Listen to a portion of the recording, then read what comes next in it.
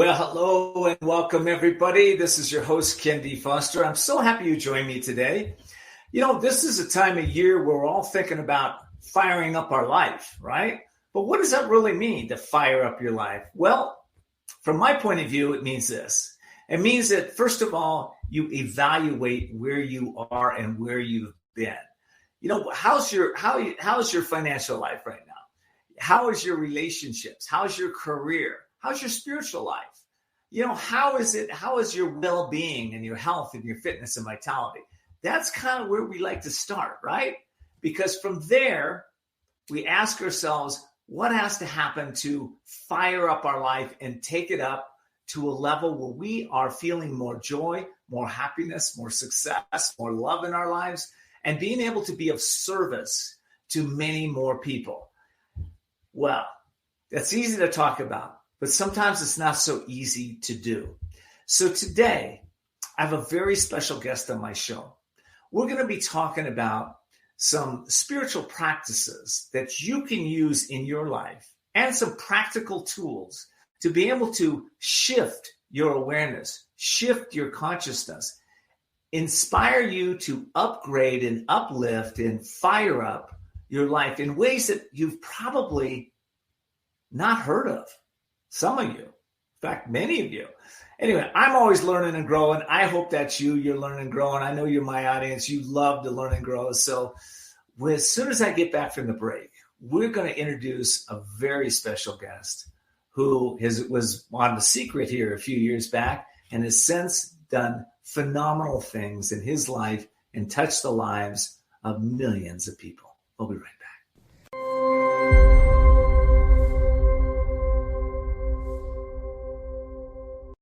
Well, welcome back, everybody. This is your host, Ken D. Foster, and my special guest today is Dr. Joe Vitalie. Dr. Vitalie, thank you so much for being here, Joe. Of course. I'm flattered and honored. Anytime for you. Well, you know, you're a tough guy to get on the show. I've been trying to get you here for a while, so I really appreciate you being here. So let me tell the audience a little bit about you for those of you that don't know Dr. Joe Vitalie. He's a luminary of the personal growth world. He's one of the stars of the blockbuster movie The Secret and the author of multiple best-selling books, including The Attractor Factor, Life's Missing Instruction Manual, The Key, Faith, Attract Money Now, and some of his latest books, Zero Limits. Actually, those was a couple of years ago. At Zero, he's got a couple of new books out we're going to be talking about. He has been featured on CNN, CNBC, CBS, ABC, Fox and Friends, Larry King Live, Donnie Duch's The Big Idea, and on that goes. He's been on so much more. But most importantly, he's a man that has been able to support so many people in really transforming their consciousness, uplifting how they think, and as a result, bringing more joy, happiness, and love in their lives. Joe, thanks so much for being here again. Of course. Been looking forward to this moment. I even shaved this morning. Wanted to look my best for you. Well, you know, you're looking really good. I'm kind of jealous, I have to tell you. Come on. Joe, what, to changing like crazy in this world right now. We've been through lots of different episodes of the pandemic, the recessions, the wars. There's lots of stuff going on. How does a person stay centered? How do you stay centered? And how do you teach people to really step into their power in spite of what's happening with outside circumstances? Well, I love the question, but it's apparent you're coming out with the big guns because you're going for the most important thing right off the bat. And I don't blame you at all. We've all been wounded. We've been wounded because we've been through this pandemic, which may or may not be over. We see that the world's situation is shuffling and cratering and earthquaking in different ways. And I personally, besides going through what everybody else has gone through, also went through a divorce that should have been over quick, but lasted 3 years and was agonizing. Went through the deaths of my family members, my best friend, another person, family member attempted suicide. I know what it's like to go through all this crap. I know what it's like to be disillusioned and confused. So how have I gotten through it, and how do I help other people go through it? There's 2 or 3 things that I had to wrestle with to get to. And one of them is one day at a time, it's all fine. One day at a time, it's all fine. Meaning when we get caught up in the worry about what's going to happen tomorrow or next week or next month or next year or what's going to happen in the next decade, or we get caught up in the past like it was better before the pandemic or it was better in the last century, we've lost our power and we've lost our moment. The point of power is in this moment. The miracle is really in this moment. It's hard for us to be that present. So I just say, let's get to the day. Handle what today brings. One day at a time, it's all fine. That's one of the principles. Another one is, I had to go to ancient Stoicism for this, but Marcus Aurelius, who was the poster boy for Stoicism today, he said, if you can endure it, then endure it and stop complaining. Get through it. And I would look at my days, and there were days I didn't want to go through them. I didn't want to go through what most of us have been going through. And yet I would say, can I go through this? Yes. Well, if I can go through it, face the day, face the moment, bring my awareness, bring my point of power into now, and do what needs to be done today. And then the third thing I would look at is, what's the good in this situation? I am very much a fan of Pollyanna, the book from 1913, the various movies that were portrayed. And she was a woman or a girl that was taught to look for the good no matter what was going on. And it's tough for most of us because our default is to go for the bad, is to go for the negative, is to go for what's wrong and then deal with it or not deal with it. But Pollyanna said, in every situation and in every person, there's something good. And sometimes you got to dig for it and look for it. But those three things right there have helped me, and I think they would help everybody that is watching or listening. Well, I love those three things, and I think that a lot of people judge people by the cover of who they think they are, as opposed to they don't know their story. They don't know the pain, the struggles, the challenges that they've gone through, and that's so that true. What that sets up is a conflict is what it sets up. It sets up conflict between two individuals, or one person trying to elevate themselves over another. And because in the society today, we're moving towards, I believe, a society of, I guess we call it oneness. I believe oneness thinking is like meditation was 40 years ago, and maybe yoga was 20 years ago. We're moving into another level of thinking. Can you comment on that, Joe, from your point of view? I love where you're going with this. First of all, I want to say that what's going on in the world right now is dividing us. We are dividing ourselves because of our prejudice, our stereotypes, our fears, our concerns. You can just look on social media. You can't really comment on almost anything without somebody being angry or somebody being upset, including yourself. So we're being divided. And I think this whole thing can move us towards unity if we do one thing different, one thing. And it's really one word.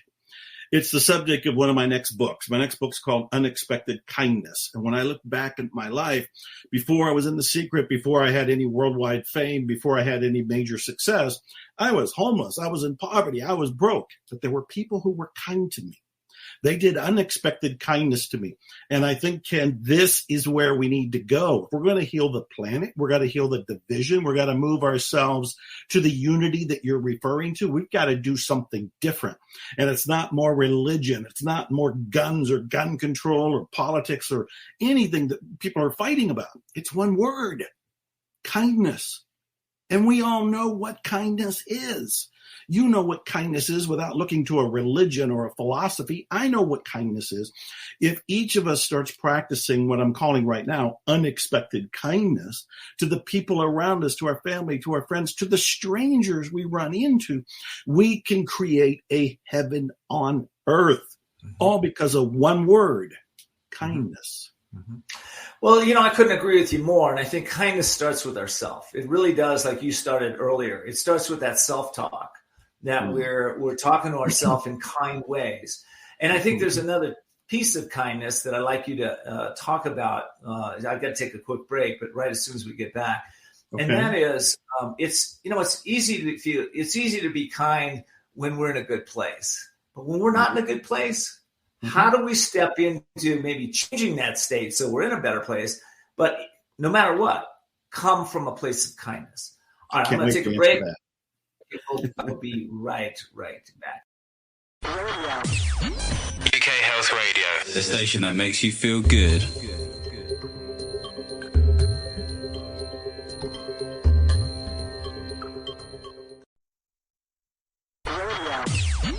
UK Health Radio, the station that makes you feel good.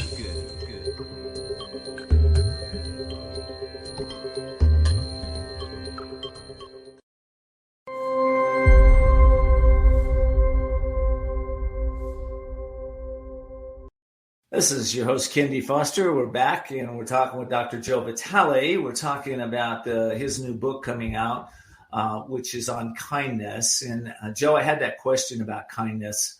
When we're not in a good state, right? It's sometimes difficult to be kind, especially if somebody's coming at me, right? Or you. How do we switch that, right? And show up in a way that maybe is unexpected kindness, like you just got the title of the book. Yeah, kindness doesn't cost anything. Kindness doesn't have to be a big deal. Kindness can be as small as a smile. It can be as small as giving somebody a handout, buying them a sandwich, giving them a ride, helping them across the street in the old stereotypical view of looking at kindness. Kindness does not have to be hard. We all know what kindness is. If you are able to do something that's in a big way with kindness and you're helping a whole group of people, then by God, go do it. But I'm thinking of times where, the old Dale Carnegie approach to success, his famous book, How to Win Friends and Influence People. He was talking about focusing on the other people. I've often got on stage and said, you want to experience a miracle right now? And people go, oh yeah, let's experience a miracle. Well, you know how you experience a miracle? When you get out of yourself and you help somebody else. And that helping somebody else can just be sending them a note, giving them a phone call, sending them a loving email, giving them a smile when you're in the store, opening the door for somebody. This does not have to be curing cancer kind of kindness. If you can cure cancer, please hurry up and do so for all of us. But if it's just being yourself with the sunlight on inside yourself, that's going to make a difference in the world. I think the real important answer here is not waiting for you to change before you're kind. Because you ask the question, what if you're not feeling it? What if you were in a bad mood or you've just been attacked or something? And here I am saying, hey, go do an unexpected kindness. Doing the unexpected kindness will change you. That's the big benefit. You will change. You will feel different. You will feel happier. You will feel healthier. It will shift your whole mood. It'll shift, from a metaphysical standpoint, your own vibration, and everything going out, emitting from you from that moment on is going to be of a higher spiritual, more cosmic, more beneficial, more benevolent level. Being kind. Anybody can do it. We all know what it means, and it can be very simple. Well, that, and I love the fact that, kindness is in when we step into that quality, we up level our resonance, our vibration, our energy. Yes. And like you said, we feel better. But it comes back to that concept of oneness again, because it's like, if you're upset and angry and you go kick the dog goes and bites the mailman. The mailman goes out and, misses a delivery. It's that piece that we're all connected. So it's that piece where kindness is like the foundation of us ever being able to get into this place of oneness. What do you say? Yeah, I love it. It's the example you gave is the one most people can identify with. If they've had an unhappy moment, they tend to pass it to the next person. If somebody's been offended, the next person they talk to will feel the offense, sometimes directly, because you'll offend that person. That person then goes in the domino effect to pass the negativity around to more people. This can touch hundreds of thousands of people, all because of a bad moment. Well, by the same token, if we do the kindness moment and smile, the next person that person sees, they'll probably smile to them. If they smile to that person then goes and does something kind, unexpectedly kind, including maybe a smile or maybe buying them a hamburger or whatever. And then that gets passed around the world as a domino effect. We can uplift the entire world by doing this. In many ways, I think the word kindness is the one that we can all get to and we can all do. When we start talking about, let's make the world unity, let's uplift the world, let's awaken the world, let's all be enlightened, let's all practice unconditional love. Most of us can't touch that. Most of us don't relate to that. It feels foreign. It feels almost impossible. But kindness is actually love. Kindness is actually moving towards unity. So if we start with this street level way of communicating that we can all identify with, and we all start practicing unexpected kindness, however that looks to each person, then there's the new domino effect. That's one where we create a benevolent universe because of the acts of unexpected kindness. You know, I can't tell you how many NFL games I've watched over the years where there's one person that does something extraordinary, right? It's not extraordinary for them because they've been trained in doing this, but they're kind of like the hero for the team. Maybe somebody kicks a field goal or somebody makes an exceptional pass. And the teams might even be behind and they're feeling down. They may not feeling, you can feel that energy from the team. It's not going to go. But that one act changes everything. And it's a courageous act. And it's, I would almost name them, maybe exaggerating a bit, but a hero of the team because they uplift the team. I sense the same thing with kindness. Sometimes it just takes courage to step into our kindness. And sometimes we have to be the hero in our own life when everybody else is negative or down or what have you. What do you say to that, Joe? Well, I want to make sure that everybody understands how easy kindness is. Because the kindness I'm referring to is the pocket change kindness. It's the kind that you have available to yourself. It's in your pocket, it's in your wallet, it's in your purse, it's in your life, it's in your embodiment. It's the little things you do. You don't have to do something big. This is the important thing about kindness, is to remember that it is a tiny little act that you do. I saw some actor won an award a few days ago, and one of the things he said as he held up the award was, call your mother. Call your mother. And I thought, what a simple thing. If your mother is available, mine's gone. I can't call my mother. But if yours is available, what an act of simple, unexpected kindness to pick up the phone and call her. That is not something Hercules needs to do. You do not need to be a superhero. You do not need to have superhuman powers to do an unexpected, tiny little act of kindness. It could be that you haven't written somebody in a very long time. It could be it's the trend over the last few years that somebody has a birthday and we don't call them. We send them a text message. It's like, hey, happy birthday, or even HB for happy birthday. What would be an act of kindness? It doesn't cost anything. It takes maybe 5 more seconds. Actually, call the person up. So I want people to know you don't have to be in an NFL game. You don't have to be a superhero. You are who you are, but you expand your heart just a little bit and you do something that's an unexpected kindness. You know, you're a teacher of Ho'oponopono for many, many years. And there's sometimes I think there's that's all related here, even to kindness, you know. Yes. I believe that place where we can let go of our attachments to being right or not forgiving someone, or helps us to tap into our kindness. I'd like you to comment that, but I do have to take a quick break. And when we come back, let's talk a little bit about that. All right.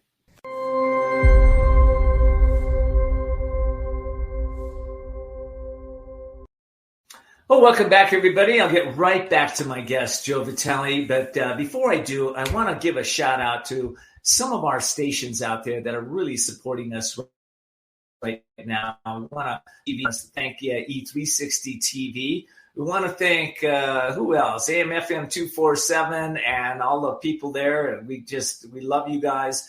And also DBS Radio Network. We love you guys out there. Thank you, Don, and for all you do over there, and Douglas. And also I want to just thank all of you, my fans, for being here and sharing this show and sharing the information on YouTube and Facebook and LinkedIn and everywhere else we are on social media. So thank you so much. All right, I want to bring my guest back. His name is Dr. Joe Vitalie. We are talking about practical kindness, bringing this into a reality in your world in 2023 in much greater ways. Joe, ho'oponopono, wonderful way of living life and showing up. How does this interact with kindness? Let's talk about that. Well, that's another great question. Ho'oponopono is the most life-transforming thing I ever came across. I'm so fortunate that I got to bring it to the world with 3 books. Zero Limits was the first one that did a major impact on the planet, and then followed up with At Zero and The Fifth Phrase. And one of my most recent books, Your Unlimited Self, also talks about Ho'oponopono. So what is it? It's a Hawaiian healing system where you cure the inside of yourself. You heal the inside of yourself, which in effect changes everything on the outside of you. So if there's anything bothering you, whatever your problem is with another person, with the situation, with the economy, with fill in the blank, whatever you think the problem is actually not the problem. It's not what's out there. It is your inner perception of what you think you're seeing out there. That's where the problem is. You feel the problem inside yourself. So what you do is you go inside yourself, and very simply, you have 4 phrases.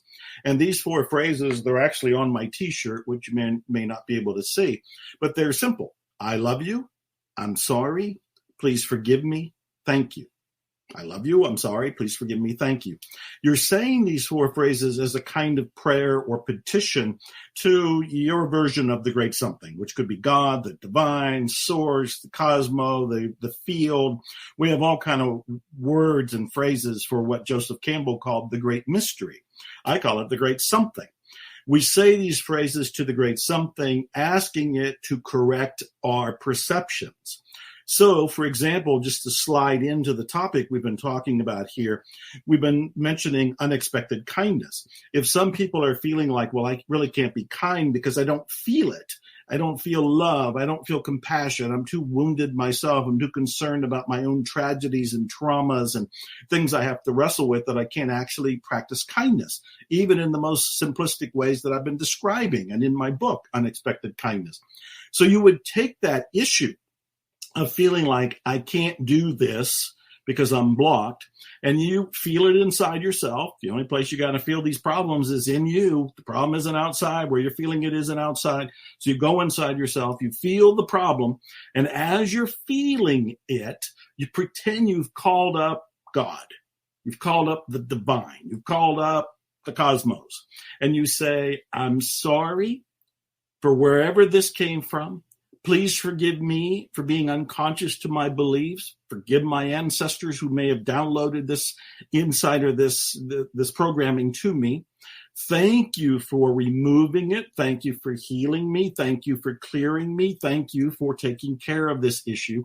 I love you for the process. I love you for my life. I love you for this healing. I love you for this clearing. Now, I'm spontaneously expanding on those 4 phrases, but all you really have to say is, I love you. I'm sorry. Please forgive me. Thank you. And you may have to say it a few times. You can say it in whatever order. You don't need to say it to anybody else. You just say it inside yourself quietly. And then as you do it, you'll feel a shift. You'll feel an opening. And when that opening and when that shift takes place, you'll be able to practice unexpected kindness because the interference was in you, and now the interference is gone from you. Ho'oponopono is incredibly powerful, and I encourage people to check it out. Yeah.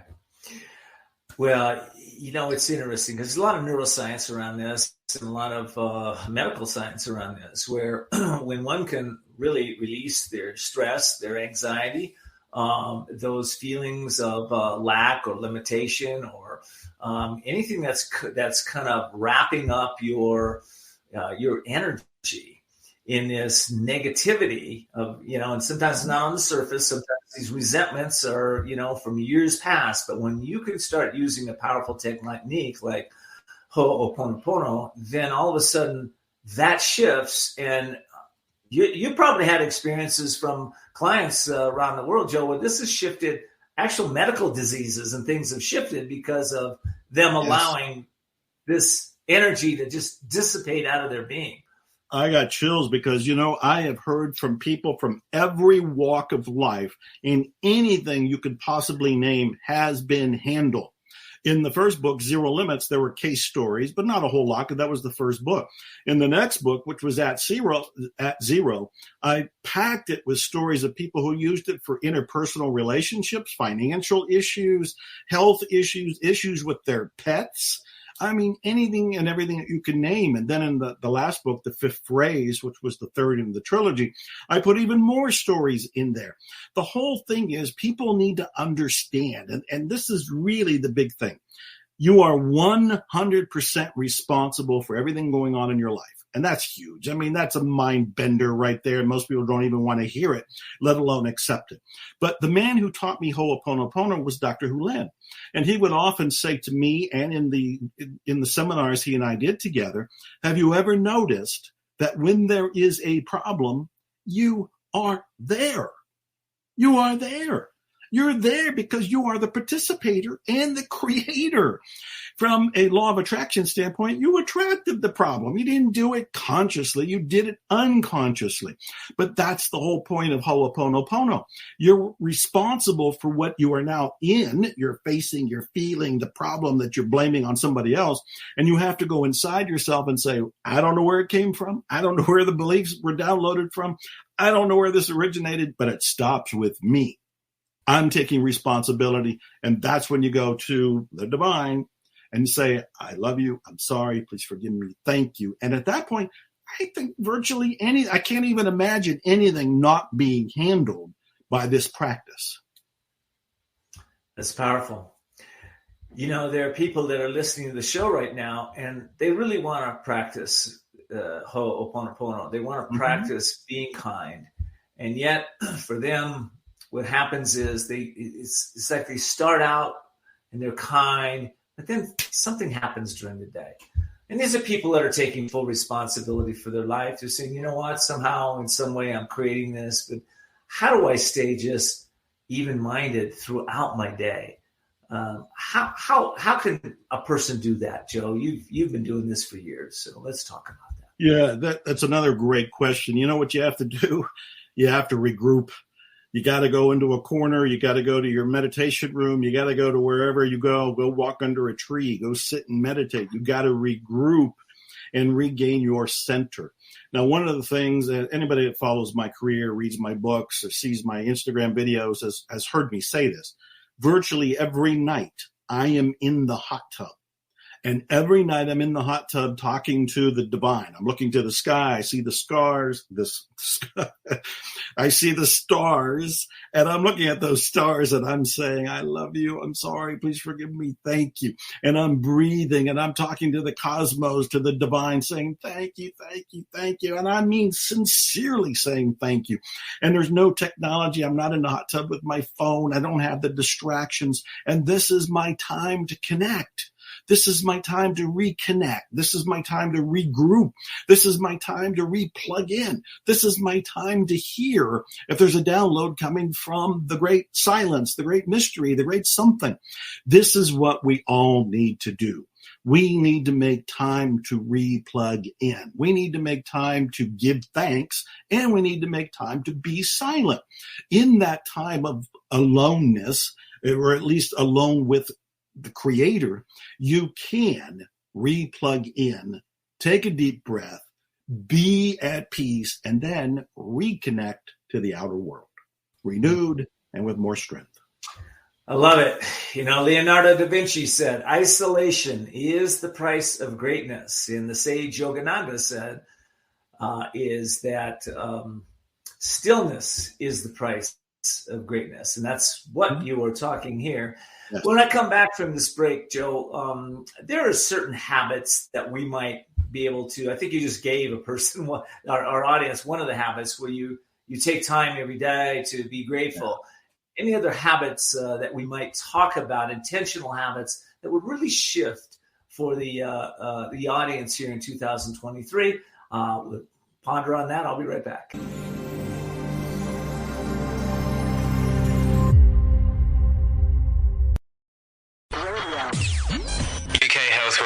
the station that makes you feel good.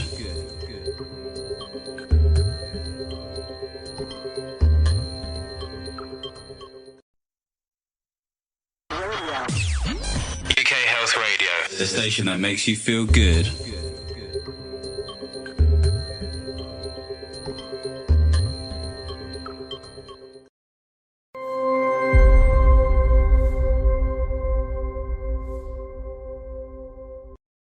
Welcome back, everybody. I'm talking to what I believe is the master sage, Dr. Joe Vitalie, who's been here to really support us in our transformations over the years.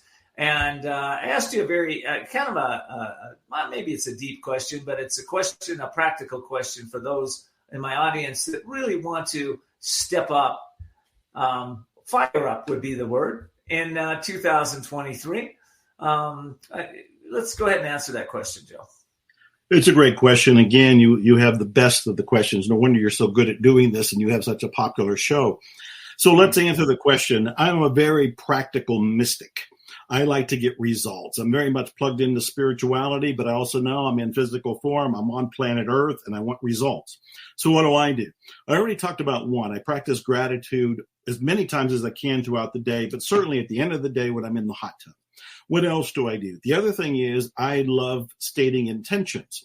Most people will state an intention for a week or a month or a particular goal. I want to state intentions all day long. I had an intention before coming on this show with Ken. I have intentions for the different things I'm doing for the rest of the day. I have intentions for tomorrow. It's segment intention where I divide up the day, and whatever I'm about to do next, I declare an intention for it. People need to state more intentions. Why? For one thing, it aligns your body and mind to go in a particular direction. You're not just kind of floating all over the place or reacting to things that happen to you. Now you are taking control of your ship and you're saying, I'm going here. The other thing is your brain needs a target.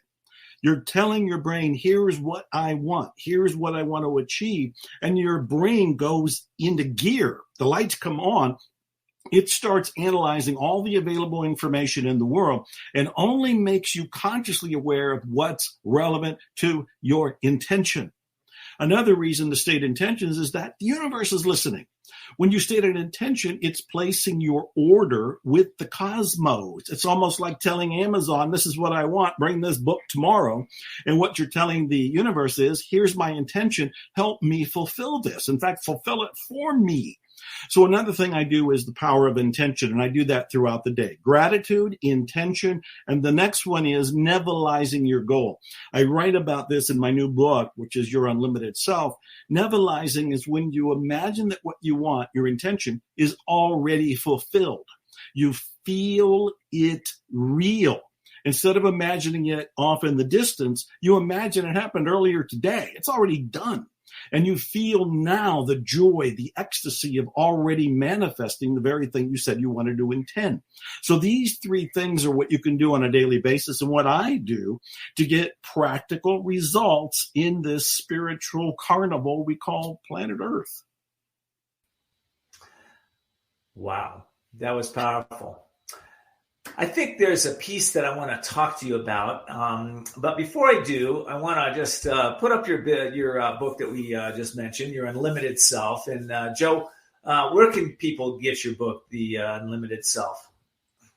Everywhere books are sold, particularly Amazon. But wherever you go to buy books, you're able to find or order Your Unlimited Self there.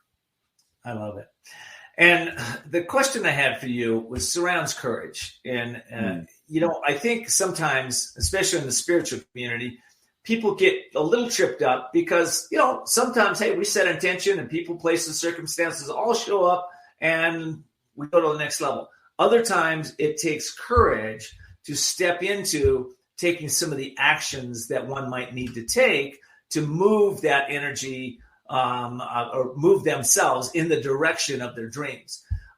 Where's the difference there lie? And let's talk a little bit about the courage it does take to step into that. Well, it's another great question. I love these insights that you have that pull out the best of me and all your guests. I would say, first of all, people are always looking for courage, and I don't blame them because they want courage to go for their dreams. But there's something easier than courage, and what that is faith.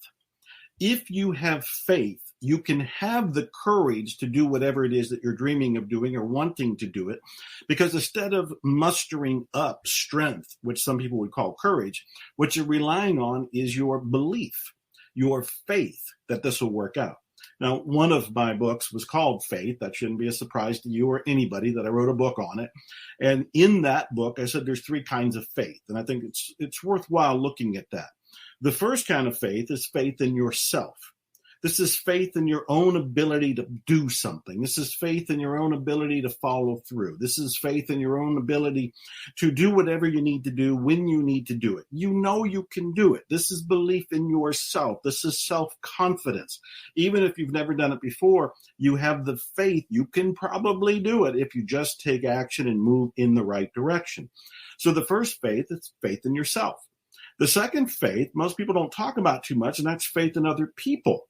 A lot of us have learned to mistrust people. And what we want to do is have faith in people again. We want to heal our wounds from the past, remedy ourselves, gain strength in faith in other people. When somebody says they're going to do something, trust that they're going to do it. And by the same token, when you say you're going to do something, do it. This builds faith in yourself and in other people. What's the third faith? The third faith is what most people actually think of. That's faith in a higher power. That's faith in God. That's faith in the universe. That's faith in the cosmos.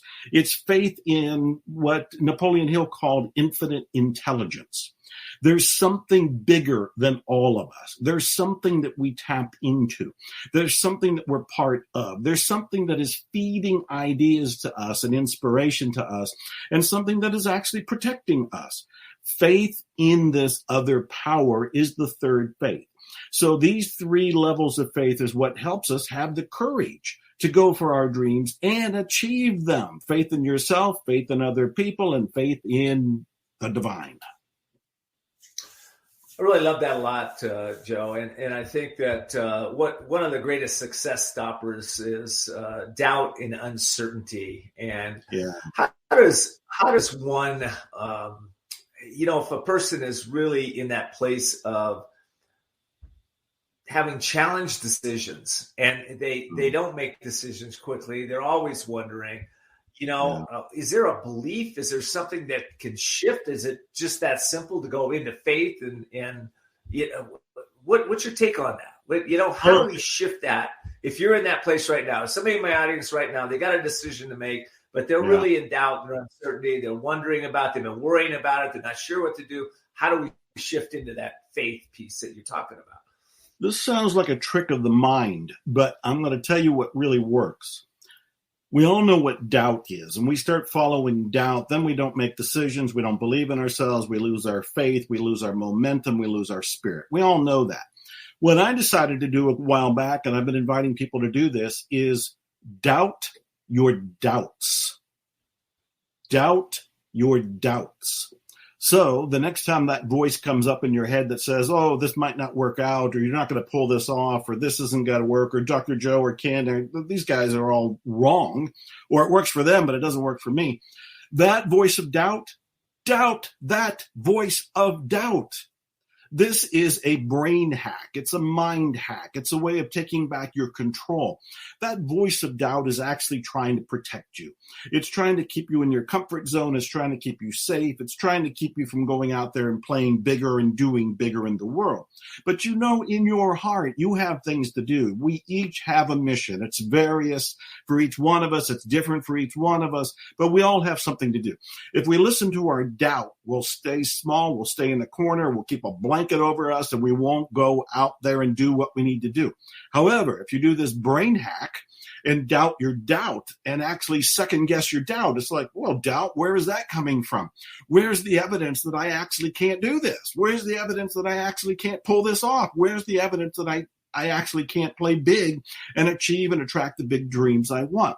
When you doubt your doubt, you loosen its hold on you. It frees you to now go forward and actually have, do, and be the very things you wanted all along. So that's the big tip. Doubt your doubts. You know what I love? And as I'm listening to you give this profound wisdom to individuals, one of the things you do very well is you're asking questions that I believe put the mind in a new direction. Yes. Are there some specific questions that you're asking or you would advise people to ask on a daily basis to move them into their own power, their own passion? Oh, what a beautiful insight. Yes. What we're talking about is managing our own brain.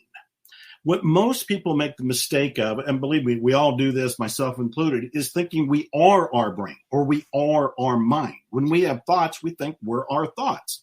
We haven't actually questioned them or got to the point where we're separate from them. And this is a major spiritual insight. You are not your thoughts. You are not your mind. You are not your brain. You can actually control it like you're riding a horse and you're pulling the reins back and saying, this is where I want to go. So how do you control the brain? You tell it what you want. You give it something to do. You give it a target. How do you do that? You ask questions or answer questions like, what do you want? What do you want to have, do, or be? Your answer is an intention, but your answer is also a command for your brain. You're telling your brain, this is what I would like to experience in my life. So instead of the brain just working on your survival, which it's naturally programmed and hardwired to do, and we're all surviving here, everybody watching and listening, we got a great brain. It's taking care of us. Now let's give it something else to do. Let's say, I want this romance. I want this car. I want this money. I want a spiritual awakening. I want to go to the next level. All of these questions give the brain a new target. And now, almost like a computer, a biological computer, you have programmed it to say, I want this experience. And the brain will start to move to go in that direction. So I think a key question to ask on a regular basis is, what do you want? I love it. Well, listen, Dr. Joe, we're almost out of time, but I have one last question for you. You know, the world is going through lots of turmoil and, of course, continues to go through lots of turmoil. What is your message for the world today? You've got the mic. We're in 185 countries right now. What's your message to the world? It's a time of awakening. It's a time that we've all been sent back to our rooms and told to go inside.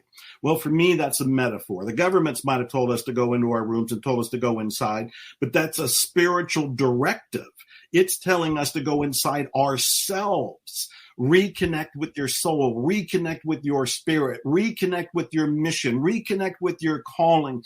And now, in faith, start to take action in the real world. What this is a global awakening. This is a time where the divine is actually breathing and living and speaking and doing through us. So we need to tune within ourselves and do what is unique for each person. Ken, you've got your own unique thing to do. I have my own unique thing to do. And all these millions of people that tune into your show, each one of them has a mission. It doesn't have to be the mission to cure cancer, though if it is, hurry up and complete that mission. Whatever your mission is, tune in within yourself. Have faith you can pull it off, even when you don't know how. You just take the baby steps in the beginning. This is how we contribute to the awakening of planet Earth. Well, I just love that because you align with what I know, and that is, if you want to change the world, change yourself first. Yes. Go out and change the world. Dr. Joe Vitalie, thank you so much for being here. I really appreciate it. I hope you come back. Anytime. Later in the year, if you have some time. I know you got a busy schedule, but thank you for being here. I really appreciate it. Thank you. You're doing incredible work. Godspeed to you and all your listeners and viewers. Thank you. Well, listen, all of you have just had an amazing experience with Dr. Joe Vitalie. I hope you enjoyed it. And by the way, our show is a message of service, right? So if you're being of service today, I hope you will take just a few minutes and go out there and forward this show to somebody that you love that could take their life to the next level. And of course, if you want to give us a review on Amazon or YouTube or any of the other social media platforms that we're on all of them, right? We'd appreciate that. So from my heart to yours, thank you so much for tuning in. And until next time, continue to see the unseeable and know the unknowable and do the impossible. All righty. Talk to you soon.